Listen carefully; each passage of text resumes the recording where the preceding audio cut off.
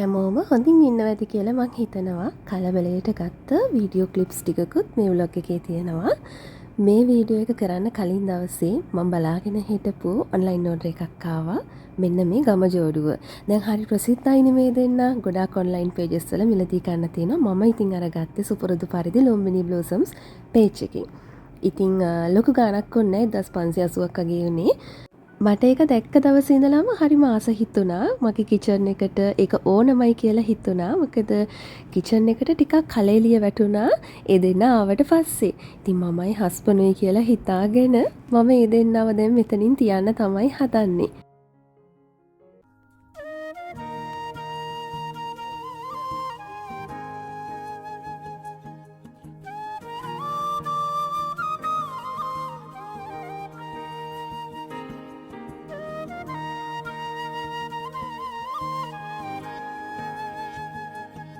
දැන් ඉතින් අපේ ගෙදර ඉන්න අයයි ගෙදරට එන අයයි පුරුදු වෙලා තිනවා කිචන් එකට ආපු ගමන්ම මේ දෙන්නට මෙන්න මේ වගේ චූටි තට්ටුවක් දාන්න. ඊට පස්සේ මම තව දෙයක් ඕඩර් කරලා ගෙන්න ගත්තා. මම දැන් පුරුදු වෙලා තියෙනවා අත්‍යවශ්‍යම දේවල් විතරක් ඕඩර් කරලා ගෙන්නන්න. දකින හැමදේම ගන්නෙත් නැහැ ඉස්සර වගේ. මෙන්න මේ අශෝදරා තෙරණින් බ්ලෙසින් කිට් එක. මේකත් මම ගොඩාක් කල් ඉඳලා බල හිටියේ කවදද ගෙදරට ගෙන්නන්නේ කියලා. ඔයාලා දන්නවද මේ බ්ලෙසින් කිට් එක තමයි මේ පාර මගේ උපන්දිනයට මං මටම දීපු තෑග්ග. මම හිතන්නේ හැම ගෙදරකම යශෝදරා තෙරණින් වහන්සේගේ පිළිරුවක් තියෙන්නම ඕන. ඉතින් ඔන්න ගිය සතියේ ඒ කියන්නේ ජූලි මාසේ දෙවනි සතිය පටන් ගන්නවත් එක්කම වගේ අපි ගෙදරට ඕන කරන ග්‍රොසරි බඩු අරගන්න ගියා. මම හිතුවා දැන් කීප දෙනෙක්ම ඇහුවා ග්‍රොසරි වීඩියෝස් ගේන්න නැත්ද කියලා. ඉතින් මේ ආවෙත් මේ බඩු අරගෙන දෝනි ක්ලාස් කියපු දවසක ගොඩාක් රෑ වෙලා එනකොට මම ග්‍රොසරි බඩු ගන්න යන්න සතියකට විතර කලින් ඉඳන් ප්ලෑන් කරනවා ගෙදරට ගන්න ඕන බඩු මොනවද කියලා. දැන් පුරුදු වෙලා ඉතින් අර අපි දෙන්න ඉන්න කාලේ වගේ නෙමෙයි. එතකොට වියදම් අඩුයි. දැන් දරුවෝ ටික ටික ලොකු වෙනකොට කන බොන විදිය කාලෙන් කාලෙට වෙනස් වෙනවා. දරුවෝ කන බොන විදිය අපි කන බොන විදිය මොකද දැන් එන්න ටිකක් හෙල්දි එක ගැන හිතන්න ඕන. එතකොට ඉතින් එක එක්කෙනාට ආවේනික කෑම බීම රටාවල් තමයි ගෙවල් වල තියෙන්නේ. ඒ නිසා ඔයාටම ආවේනික ග්‍රොසරි බඩු ලිස්ට් එකක් හදාගන්න. ඒක ඉතින් කාලෙන් කාලෙට වෙනස් වෙනවා.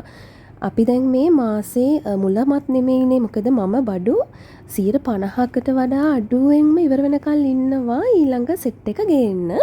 මොකද මං අනවශ්‍ය විදිහට ග්‍රොසරි බඩු කබඩ්ස් වල ගොඩ ගහගන්න කැමති නෑ. ඒක මටම හිසරදයක් කස් කරද්දී ඒ නිසා ගොඩාක්ම අඩු වෙනකල් ඉන්නවා. මේ ගේන බඩු සමහර වෙලාවට මාසෙකට වඩා මම පාවිච්චි කරනවා. ගොඩාක් බඩු එහෙමයි. සමහර බඩු ඉතින් මාසෙ ඉවර වෙන්න කලින් ඉවර වෙනවා. අන්න ඒවා ඊට පස්සේ ආපහු රීෆිල් කරනවා.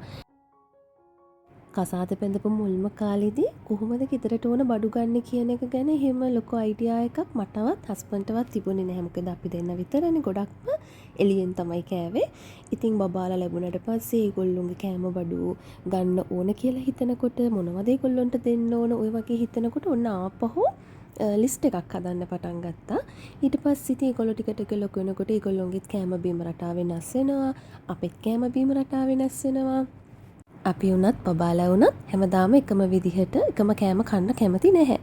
ඉතින් කාලෙන් කාලෙට හැමෝගෙම කෑම ගන්න රටාවල් වෙනස් වෙනවා. උයන විදිහ වෙනස් වෙනවා. ඉතින් ඒවත් එක්ක තමයි ග්‍රොසරි බඩු ගන්න කොහොමද කියලා එකක් තීරණය වෙන්නේ. කාලයක් යනවා ඉතින් ගෙදර ඉන්න අයගේ රුචි අරුචිකම් තේරුම් අරගෙන මේ ග්‍රොසරි බඩු ලිස්ට් එක හදාගන්න. ඊට පස්සේ ඉතින් ඕකට නිකම්ම හුරු වෙනවා අපි. අපි බඩු ගන්න කියලා හැම විශේෂ තැන් නැහැ. පොඩි කඩයක් තිබුණත් අපි මොන හරි ගන්න තිබුණොත් එකකින් හරි ගන්නවා. තොග බඩු කඩවල් වලට යන්නෙත් නෑ. මොකද ඉතින් අපේ චූටි ෆැමිලි එකක් නේ තියෙන්නේ. ගොඩාක් කන බොන අය නැහැනේ. සාමාන්‍යයෙන් ගෙදරක සමාජිකයෝ 5 දෙනෙකුට වඩා ඉන්නවා නම් ගොඩක්ම තොග බඩු කඩවල් වලින් තමයි බඩු අරගන්නේ. මේ වීඩියෝ එක බලන අය අතරෙත් ඇති එහෙම අය. තව රස්සාවල් වලට යන අය ඉන්නකොට ගෙදර උයන පිහන වැඩ ඔක්කොම කෙරෙන්නේ වෙන අය අතින් වෙන්න පුළුවන්. එතකොට එයාලට ලේසි වෙන්න මාසෙ මුල හරි අග හරි බඩු ගෙනත් දාන අයත් ඉන්නවා. අනිත් ඒ තමයි සමහර බඩු තියෙනවා ස්ථිර මිලක් නැහැ. ඉතින් ওই චූටි කඩවල් වල එහෙම ටිකක් මිල වැඩි වෙන්න පුළුවන්. ඒ බාණ්ඩෙම කීල්ස් එකෙන් කාගිල්ස් එකෙන් හරි වෙන ෆුඩ් සිටි එකකින් හරි බැලුවොත් ඔෆර් එකක් හරි මොකක් හරි ඩිස්කවුන්ට් එකක් හරි එහෙම තියෙනවා. තව මම පුංචි රහසක් කියන්නද? ඔයාලා බඩු ගන්න යනකොට මොනවා හරි දෙයක් ඔය රාක්ක වලින් තෝරනකොට ඉස්සරහින්ම තියෙන අත මානෙම තියෙන පැකට්ස් එහෙම ගන්න යන්න එපා. පොට්ටක් පිටිපස්සෙන් තියෙන පැකට්ස් වලත් බලන්න. මොකද අලුතෙන් එන ස්ටොක්ස් වල මිල වැඩි. එතකොට ඒවා තමයි ඒගොල්ලෝ ඉස්සරහින් තියන්නේ. පරණ ඒවවල මිල චුට්ටක් අඩුයි. ඒගොල්ලෝ පස්සෙන් තියෙනවා. හැබැයි එක්ස්පයර් ඩේට්ස් අතර ලොකු වෙනසකුත් නැහැ. තව සමහර කඩවල් වල එක්ස්පයර් ඩේට්ස් ළඟ ඒවා ඉස්සරහින් තියෙනවා. අලුත් ඒවා චුට්ටක් පස්සෙන් තියෙනවා. ඒක ගැන චුට්ටක් සැලකිලිමත් වෙන්න. සමහර ෆුඩ් සිටීස් තියෙනවනේ ටිකක් බ්‍රෑන්ඩඩ්. ඒ කියන්නේ නම ටිකක් ප්‍රසිද්ධ. එයාලා ඒ වැඩේ කරනවා අඩුයි. හේතුව ගොඩාක් ඒ වගේ ෆුඩ් සිටීස් වලට ෆොරිනර්ස්ලා එනවා. එතකොට එයාලත් එක්ක සෙල්ලම් කරන්න බැරි නිසා ඒගොල්ලෝ හරිම සැලකිලිමත් වෙනවා. ඔය පැකට් කරපු ආහාර හරි තව ඒගොල්ලෝ හදන ආහාර හරි අසුරුම් කරද්දී ඒගොල්ල පැකට් එක කඩලා ජායකට දාගන්නවත් එක්ක මම ලොකු කුරුඳු පොත්තක් එනසාල් කරාපු නැටි ස්ටයිනිස් මේවා ටිකක් වැඩිපුර දාලා වහනවා. එතකොට ඒකේ අර නැවුම් බවට මුකුත් වෙන්නේ නැහැ. හරිම සුවඳට රසවත්ව තියාගන්න පුළුවන් ඉවර වෙනකල්ම.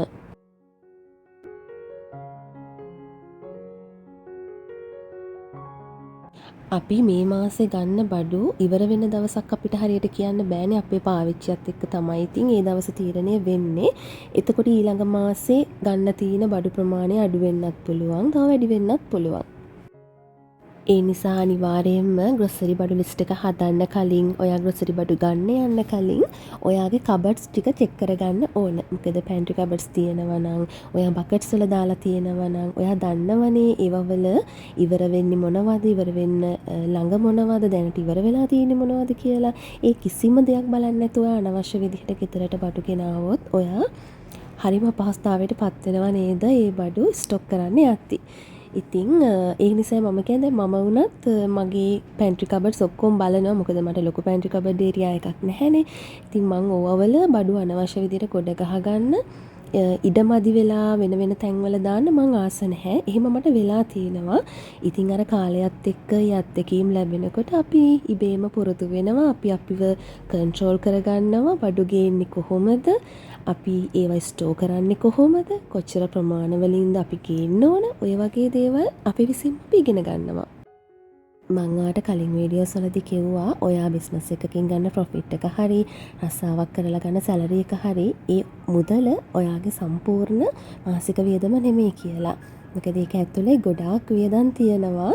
තව ඉතුරු කරන්න ඕන. එතකොට මේ ග්‍රොසරි shopping කියලා කියන්නේ ඔයාගේ ඒ ආදායම හරි සැලරි එක හරි ඇතුලේ තියෙන එක පොඩි ස්ටෙප් එකක් විතරයි.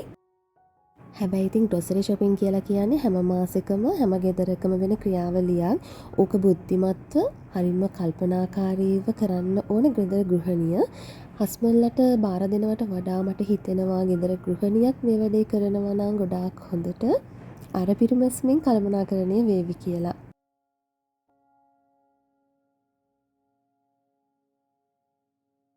මං ඔන්න ඔය තීරුව තමයි වෙන් කරලා තියෙන්නේ ගෙදරට කියන කෑම බඩු ස්ටෝ කරන්න. ඕකේ තියෙන බකට්ස් වල කෝඩ් එක තමයි මම ඒ බඩු ටික දාලා තියෙන්නේ. එතකොට බඩු ගේන්න යන්න කලින් ඔය ටික තමයි මම චෙක් කරන්නේ ගොඩක්ම. බෝතල් වල ඇසුරුම් කරන ඒවා මට පේන නිසා ඒවා කොහොමත් මම දන්නවා ඉවර වෙද්දී. මේවා නම් ඉතින් අමුතුවෙන්ම බලන්න ඕන මොනවද ඉවර වෙන්නේ, ඉවර වෙන්න ළඟ තියෙන්නේ මොනවද කියලා. අපි එහෙම බලලා ගෙනාවම ඔන්න ඔය වගේ ලේසියෙන්ම අඩු කරගන්න පුළුවන් බඩු ටික. ඉතින් ඔයාට පැන්ට්‍රි කබඩ්ස් තියෙන්න ඕනි නැහැ මේ වැඩේට. ඔයාට පුළුවන් ඔයාගේ කිචන් එක ඇතුළෙම පොඩි ඒරියා එකක් හදාගන්න. ඔයා මාසෙට ගේන බඩු විශේෂයෙන් මේ වගේ පැකට් කරපු ඒවා අඩු කරගන්න. එතකොට එක තැනයිනේ ඔයාට බලන්න ඕන ආපහු ඊළඟ මාසෙට බඩු ගේන්න යනකොට මම ඉරිස් 3-5 එහෙම චූටි බෝතල් වල පාවිච්චි කරන හින්දා ඒවා අර ඉතුරු වෙන පැකට්ස් තියෙනවනේ ඒවා ක්ලිප්ස් ගහලා මේ වගේ පොට් එකක දාලා තියෙන්නේ. ඒක මට ලේසි. ඒක මන් තියන් ඉන්නේ හාල් දාන කබඩ් එක ඇතුලේ. එතකොට මේක ඇරියාම මම දන්නවා මිරිස් 3-5 කහ ලුණු ඒවා කොච්චරක් තියෙනවද ඉවරද කියලා. ඉස්සර වගේ නෙමෙයි ඉතින් දැන් ටික ටික අපි හැම දෙයකම පරිණත වෙගෙන යනවා වගේ නේද? ඉස්සර නම් අපි දකින දේ ගන්න පෙළඹෙනවනේ. ඔය ඇඳුමක් දැක්කත් ඒක ගන්න යනවා. බෑග් එකක් දැක්කොත් ඒකත් ගන්න ඕන. ඒ වගේ තිබුණානේ. හැබැයි දැන් නම් ගෙදරටම අත්‍යවශ්‍ය කරන බඩු ගන්න තමයි හිත යන්නෙම. ඒ වගේම ග්‍රොසරි shopping කරද්දී food cities වලට ගිහිල්ලා ඒ රාක්ක වලට ගිහිල්ලා බඩු තෝරලා බලන්න මම නම් හරිම ආසයි. මම මේ සීකොන්ච් වලට හරි ආසයි. ඉතින් මෙයාව මට හම්බෙච්ච එකක්. තව එකක් හම්බෙන්නත් තියෙනවා. මෙයාලව මෙන්න මෙහෙම ලුණු වතුරේ දාලා තියන්න ඕනේ. එතකොට එයාලගේ පාට වෙනස් වෙන්නේ. ඒගොල්ලෝව දිරන්නේ එහෙම නැහැ. තවම මේ යශෝදරා බ්ලෙසින් කිට් එක තැම්පත් කරන්න තැනක් මට හිතා ගන්න බැරුව ඉන්නේ. අපේ බුදු පිළිම කණුව එතන තියෙන්නේ తాවකාලිකව. ඒ නිසා මම හිතුවා ඒක යටටට්ටුවේ තැම්පත් කරනවා කියලා. ආදරය කියලා කියන්නේ අයිති කර ගැනීමම විතරක් නෙමේ නිදහස් කර දීමක් කියලා අපිට පෙන්නලා දුන්නේ යශෝදරා. ඉතින් අහිමි වීමෙන් යශෝදරා කවදාවත් වැටුනේ නැහැ. අවසානයේ නිවීම හොයාගත්තා. ඉවසීමේ උසම ප්‍රතිමාවක් තමයි යශෝදරා කියලා කියන්නේ.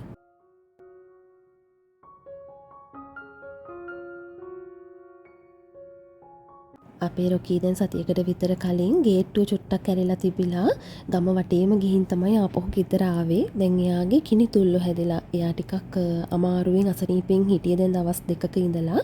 ඉතින් අපිටත් හිතා ගන්න බැරි නිසා ડોක්ටර්ට කෝල් කරාම ડોක්ටර් එක් කරගෙන ඉන්න කිව්වා.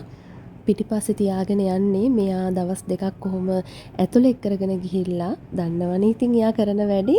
ඒ නිසා දැන් මේ වගේ දන්වැලක් දාලා පිටිපස්සේ තමයි අරගෙන යන්නේ හස්බන්ඩ්. ඒක ලේසි මොකද එයා වටපිට බල බල යනවනේ.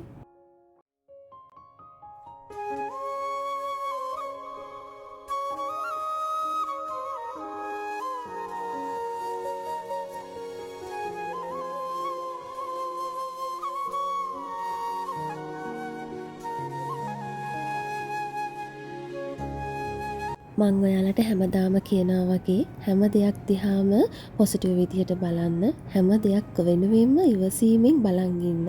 මොකද දවසක ඔයාට හිතා ගන්නවත් බැරි විදිහේ ලස්සන දේවල් ලැබෙන්න පුළුවන්. ඕනිම දෙයක් පටන් ගන්න මුල් කාලෙදි තමයි ගොඩාක් ඉවසන්න ඕන.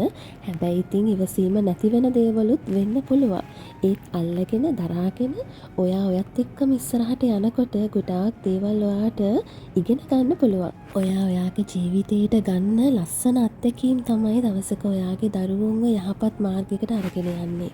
හැබැයි ඔයාගේ ජීවිතේට ලැබිලා තියෙන නරක අත්දැකීම් නම් ඒවත් ඔයාගේ ජීවිතේ ඉස්සරහට අරගෙන යන්න ලොකු පාඩමක් කියලා දේවි.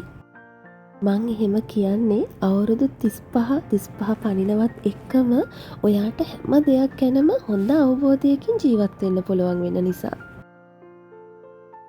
මම දැන් හදන්නේ සතියකට විතර කලින් මම ගාලා තිබ්බ nail polish ටික remove කරගන්න.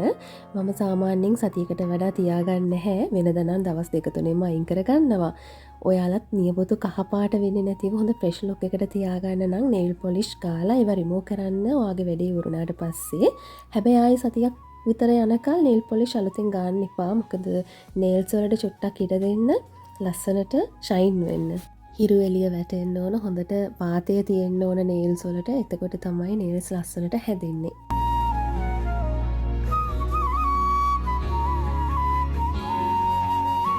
මේ දවස්වල මට හිම්බිරිස්සාව හැදිලා ඉන්නේ, කතා කරගන්නත් බැහැ. ඉතින් අද මම හිතුවා egg rice එකක් හදනවා කියලා. රොකීට තිබ්බ chicken ටිකක් තැම්බෙන්න. ඒ අතරේ දැන් මම මේ හදන්නේ මගේ පෝතෝස් පැලෙන් කෑලි ටිකක් කපලා ඒක වෙනම මුල් ඇදෙන්න වතුරට දාලා මුල් ඇදිච්ච ටික මම මේ විදිහට චුටි පොට් එකක හදා ගන්නවා.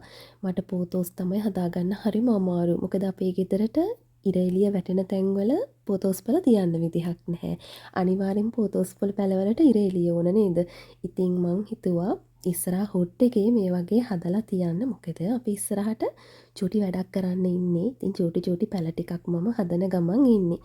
හැමදාම දවසට එක පැලයක් හරි මේ වගේ හදලා තියන්න. ඒකෙන් ඔයාගේ ගතට වගේම මනසටත් දැනෙන විඩාව ගොඩක් අඩු කරගන්න පුළුවන්. ඇත්තරම ලොකු සංසුන් බවක් දැනෙනවා. චූටි පැලයක් හරි හදලා ඒක ලොකු වෙනවා බලන් ඉති. හෙම්බිරිස්සාව නිසා මට මේ දිගේ කන්නත් බෑ. හැබැයි උණුවෙන් තේ කෝප්පයක් බොන්න තියෙනවා නම් ඊට වඩා දෙයක් නෑ. මම කහට බොන කෙනෙක් නෙමෙයි.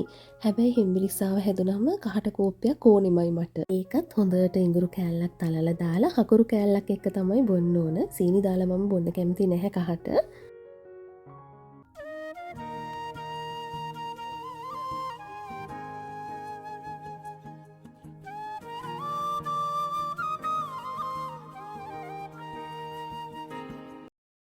මන් දැන් හදන්නේ මගේ එක් රයිස් එක හදාගන්න.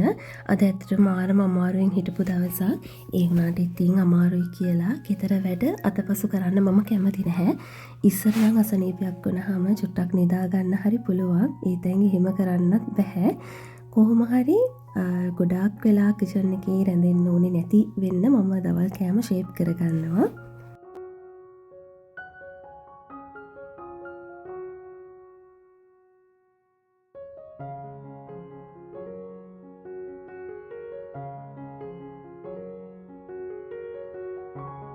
මේ දවස්වල සමාජය පුරාම එක එක නරක දේවල් තමයි අහන්න දකින්න ලැබෙන්නේ. ඉතින් පුංචි දරුවන්ට නම් අනේ ඒ දේවල් අහන්න දකින්න සලස්සන්නවත් එපා. අනිත් ඒ තමයි ඒ කිසිම දෙයක් ඔයාගේ ජීවිතේට හේතු කරන්නවත් එපා. පුළුවන් තරම් ඔයාගේ හෙට දවස වෙනුවෙන් ඔයාගේ ලස්සන ජීවිතය වෙනුවෙන් වැඩ කරන්න උත්සාහ කරන්න. ගිහින් එන්නම් තවත් ලස්සන ව්ලොග් එකකින් ලබන සතියේ හමු වෙමු.